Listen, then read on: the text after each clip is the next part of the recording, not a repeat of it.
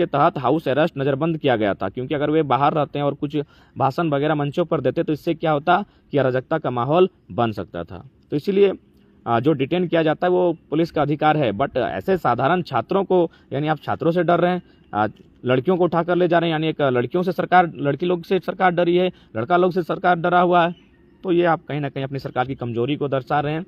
और पुनः एक बार सभी से निवेदन होगा, आंदोलन 72 घंटे का, बिल्कुल लोकसभा की ही तैयारी की जाए विनोदा, क्योंकि जो बाकी राज्य हैं, बंगाल है, उड़ीसा है, तमिलनाडु है, तेलंगाना है, उनसे सीखिए। वे लोग एनडीए और यूपीए के नाम से सांसद नहीं भेजते हैं, वो अपना लोकल सांसद भेजते हैं। हाँ, जिनको वहाँ समर्थन करने की इच्छा अपना हित के लिए जैसा होता है, तो ठीक उसी प्रकार देखिए मोहम्मद शाह हुसैनदा राजभवन राष्ट्रपति का स्वरूप कार्य करते हैं राज्यपाल, इसीलिए वो एक अलग विषय है, उस पर अभी आपको जांच, आपको समीक्षा करनी होगी। राजभवन एक अलग विषय है। राजभवन पॉलिटिकल, आपका जो जनप्रतिनिधि चुनकर जाते हैं, और राज्यपाल वो अलग विषय है मोहम्मद शाह हुसैन जी। इसीलिए थोड़ा सा राजभवन एक प्रकार से होता है राष्ट्रपति। आप राष्ट्रपति के खिलाफ आंदोलन नहीं कर सकते हैं, आप प्रधानमंत्री के खिलाफ आंदोलन कर सकते हैं, तो ठीक उसी प्रकार आप राज्यपाल के खिलाफ आंदोलन नहीं कर सकते हैं। इस बात, जहाँ तक मेरा राय है और जहाँ तक मेरी सोच है, बाकी अगर रास्ता है तो हम लोग उसको भी सोचेंगे, ऐसा बात नहीं है।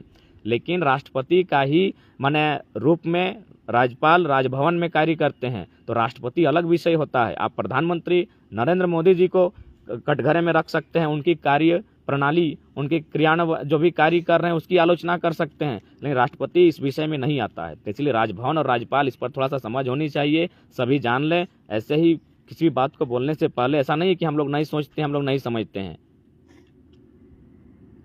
हाँ, ये बात सही है मोहम्मद शाह जी की, माननीय जो राज्यपाल हैं वो केंद्र ही डिप्यूट करती है, यानी जाहिर सी बात है वो भारतीय जनता पार्टी के ही हैं। लेकिन हम लोग फिलहाल वो राज्यपाल हैं, मानते हैं वो भारतीय जनता पार्टी के हैं, लेकिन वो फिलहाल भारतीय जनता पार्टी प्राथमिकता नहीं, वो प्राथमिकता है, प्रथम है कि वो राज्यपाल हैं। ये बात सही है, इसीलिए आज सारी नीतियों को मैंने निरस्त कर दिया जा रहा है। तो इसके लिए अब हम लोग निश्चय ही चाहेंगे कि अब आगे की रणनीति हो, उसमें राज्यपाल, खैर राज्यपाल तो आपके आंदोलन का कभी कोप भाजन नहीं बन सकते हैं, क्योंकि राज्यपाल एक अलग हिस्सा है लोकतंत्र का। लेकिन हम लोग विपक्ष को लेकर लोगों के प्रति क्या जागरूकता कर सकते हैं, विपक्ष को भी बैकफुट पर कैसे ला सकते हैं, इस बात पे मोहम्मद ताहिर दा बिल्कुल ईद मुबारक हो। सरोज महतो दा कुड़माली दिवस की हार्दिक शुभकामनाएं। तो उस पर भी हम लोग का चर्चा चल रहा है कि अगला स्वरूप हम लोग का आंदोलन का कैसा होगा। बाकी सब जो कमेंट बॉक्स में जो भी आप आंदोलन को लेकर कमेंट कर रहे हैं उसको हम लोग साथ ही पढ़ रहे हैं, और निश्चय ही उस पर हम लोग परिचर्चा करेंगे। लेकिन ये तो बात सच्चाई है कि भारतीय जनता पार्टी के लोग चाहते हैं कि आज छात्रों के बहाने वो सरकार को दोबारा वापस पा लें और फिर झारखंड की ज़मीनों को बेच दें, अडानी को, गुजरात के लोगों को बेच दें, और बेच ही दिया है। आपको गोड्डा में देखिए ली क्या कहानी घटा है। गोड्डा में क्या हुआ, आज टेम्परेचर गोड्डा का 41 हो गया है। गोड्डा में लगभग 768 मेगावाट बिजली, सब बांग्लादेश। अरे भाई, हम अपना किडनी बेच के हमको नहीं चाहिए पिज़्ज़ा बर्गर, अपना पाँव तुड़वा कर हमको नहीं चाहिए एरोप्लेन का सुख, ठीक उसी प्रकार अपना ज़मीन दे के हमको माने नहीं चाहिए कि आप इंटरनेशनल व्यापार करें। ज़मीनें हमारी है, नियोजन हमें मिलना चाहिए, हर जगह यही कंडीशन है। तो इसीलिए मेरा मानना है अब झारखंड में कुछ ऐसा पॉलिटिकल गलियारों में एक बदलाव होना चाहिए जो शायद इस राज्य का हितार्थ कर सके। ठीक है, तो आज के लिए इतना ही संदेश। हम लोग भी जेएसएससी का कैलेंडर निकाला है शेखरदा, ठीक है, उस पर देखते हैं माननीय मुख्यमंत्री और उनका दल क्या चर्चा परिचर्चा करता है, नहीं तो फिर आगे की तैयारी होगी। पुनः एक बार सबको इस्लाम जीवन दर्शन का अनुसरण करने वाले धर्मावलंबियों को ईद की हार्दिक हार्दिक शुभकामनाएं, साथ ही कुड़माली दिवस की हार्दिक हार्दिक शुभकामनाएं। बिल्कुल जयंता, बीजेपी दूध की धुली पार्टी कैसे रह सकती है, उसका तमाम विधायक बाहरी, उसका तमाम सांसद बाहरी, तो उसको हम धुला हुआ। झारखंड के हित के लिए नहीं है भारतीय जनता पार्टी, एक लाइन क्लियर जानिए। जिनको प्रेम है उन्हें समझ में आ जाएगा, जब सारी जल जमीन जंगल साधन को बेचा जाएगा उनको समझ में धीरे धीरे आ जाएगा। अभी जाके देखिए गोंदलपुरा में ऐसा नहीं कि वहाँ के लोग बीजेपी के भगत नहीं हुआ होंगे, ऐसा नहीं कि लातेहार धनबाद बोकारो के लोग बीजेपी के समर्थक नहीं रहे, लेकिन जिनका ज़मीन छीना है जाके देखिए, क्योंकि उस पर दिल्ली का हाथ होता है। जहाँ जहाँ कोल ब्लॉक का आवंटन हुआ है, सारा का सारा अडानी को आवंटन किया गया है, तो इसमें तो बीजेपी का ही रोल है।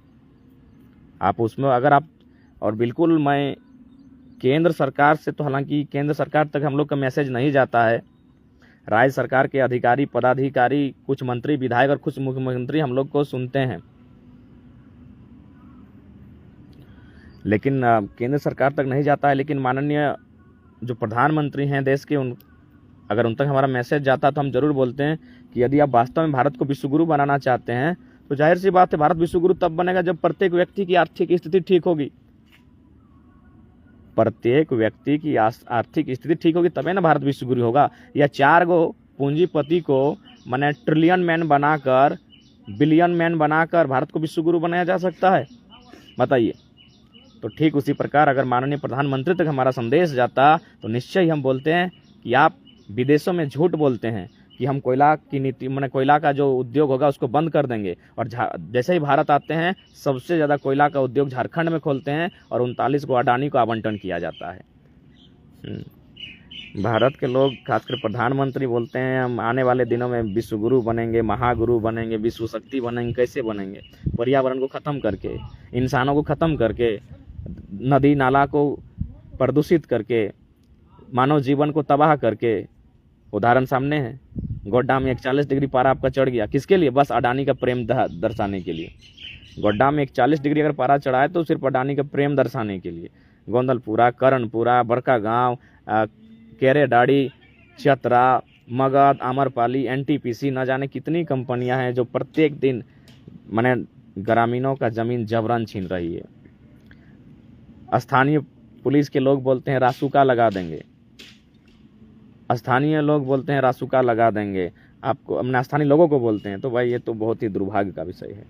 तो उन तक अगर मेरा संदेश जाता तो हम एक ही लाइन कहते हैं कि जिस प्रकार मेघालय, मिजोरम, मणिपुर के तरफ कोयला आवंटन को लेकर ग्रामीण जो ग्राम सभा है उसको खनन का लीज दिया जाता है और उसके बाद सरकार को रॉयल्टी मिलता है, तो ठीक उसी प्रकार गुजरात का आदमी यहाँ कोयला क्यों कोड़ेगा भाई?